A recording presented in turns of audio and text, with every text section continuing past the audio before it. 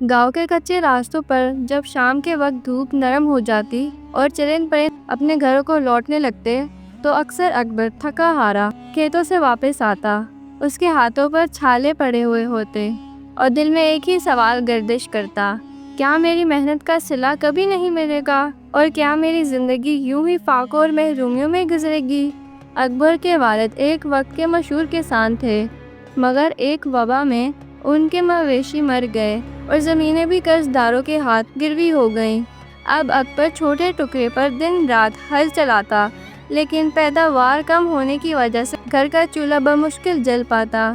ایک رات جب سب سو گئے، اکبر نے اپنی ماں سے کہا، اماں، مجھے لگتا ہے کہ اللہ نے میری تقدیر میں صرف دکھ لکھا ہے۔ میں دن رات کام کرتا ہوں مگر نتیجہ صرف سفر ہوتا ہے۔ ماں نے نرمی سے کہا، بیٹا یوں نہ کہو، اللہ کی حکمت بڑی ہے۔ کبھی کبھی ہمیں دکھ اس لیے ملتے ہیں تاکہ ہم صبر کریں اور آنے والی آسانیوں کے لائق ہو سکیں۔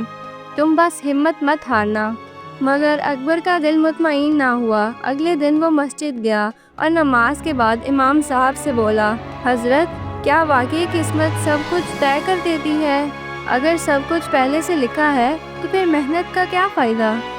امام صاحب مسکرائے اور بولے، بیٹا، قسمت اللہ کی تدبیر ہے، مگر اللہ نے انسان کو محنت کرنے کا حکم دیا ہے۔ محنت تمہاری آزمائش ہے اور نتیجہ اللہ کے ہاتھ میں ہے۔ یاد رکھو، کبھی کبھی تاخیر میں ہی خیر چھپی ہوتی ہے۔ اکبر نے دل میں سوچا، شاید امام صاحب صحیح کہہ رہے ہیں، مگر یہ راز میں کب سمجھوں گا؟ کچھ دنوں بعد گاؤں میں ایک بڑا قافلہ آیا۔ وہ دور دراز شہر کی طرف جا رہا تھا۔ قافلے والوں نے مزدوروں کی تلاش کی اور اکبر بھی ان کے ساتھ شامل ہو گیا۔ سفر کے دوران وہ بھاری سامان اٹھاتا، اونٹوں کو سنبھالتا اور راستے میں سب کی خدمت کرتا۔ لوگ اس کی دیانت اور محنت کو دیکھ کر حیران رہتے۔ ایک دن قافلے کا سردار اکبر کے پاس آیا اور بولا، نوجوان، تمہارے جیسا محنتی کم دیکھا ہے۔ تمہارے اندر ہمت بھی ہے اور وفاداری بھی۔ اللہ کرے تمہیں اس کا صلہ جلد ملے۔ اکبر نے مسکرا کر کہا، میں بس محنت کرتا ہوں سردار جی، باقی تو سب قسمت کا کھیل ہے۔ سفر ابھی آدھے راستے میں تھا کہ رات کے اندھیرے میں ڈاکوؤں نے قافلے پر حملہ کر دیا۔ عورتیں اور بچے چیخنے لگے، لوگ گھبرا کر ادھر ادھر بھاگنے لگے۔ اکبر کے دل میں خوف تو آیا، مگر اس نے سوچا، اگر آج میں پیچھے ہٹ گیا تو یہ سب لٹ جائے گا۔ اس نے آگے بڑھ کر لکڑی کا ڈنڈا اٹھا لیا اور ڈاکوؤں کو للکارا۔ قافلے کے چند جوان بھی اس کے ساتھ ہو گئے۔ کچھ دیر کی سخت جدوجہد کے بعد ڈاکو بھاگ گئے۔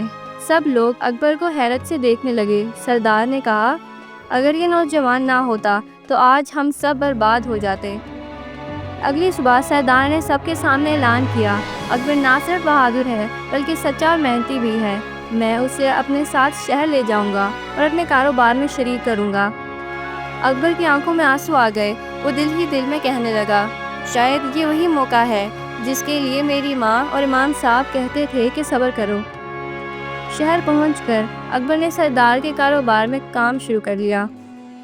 اس نے دیانت داری اور لگن سے کام کیا۔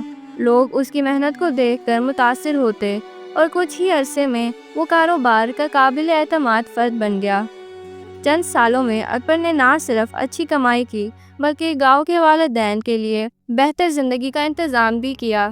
اس نے قرض ادا کیے، زمینیں واپس لیں اور گاؤں کے غریبوں کے لیے کنواں بھی بنایا تاکہ وہ پانی کی تنگی سے بچ سکیں۔ اکبر جب بھی گاؤں آتا تو لوگ حیران رہ جاتے۔ جو لڑکا کبھی غربت اور فاقوں سے تنگ آ چکا تھا، وہ آج دوسروں کی مدد کرنے والا بن چکا تھا۔ لوگ پوچھتے، اکبر، یہ سب کیسے ممکن ہوا؟ وہ مسکرا کر کہتا، یہ سب اللہ کا کرم ہے۔ میں تو بس محنت کرتا رہا۔ قسمت کا کھیل میرے بس میں نہ تھا، مگر اللہ نے وقت پر دروازے کھول دیے۔ اگر میں مایوس ہو جاتا اور ہمت چھوڑ دیتا تو آج یہاں نہ ہوتا۔ اکبر کی کہانی نے گاؤں کے سب نوجوانوں کو بدل دیا۔ اب وہ سب جان گئے تھے کہ قسمت محض بہانہ نہیں بلکہ اللہ کی حکمت ہے۔ جو صبر اور شکر کے ساتھ محنت کرتا ہے، اس کے لیے اللہ ضرور راستے کھول دیتا ہے۔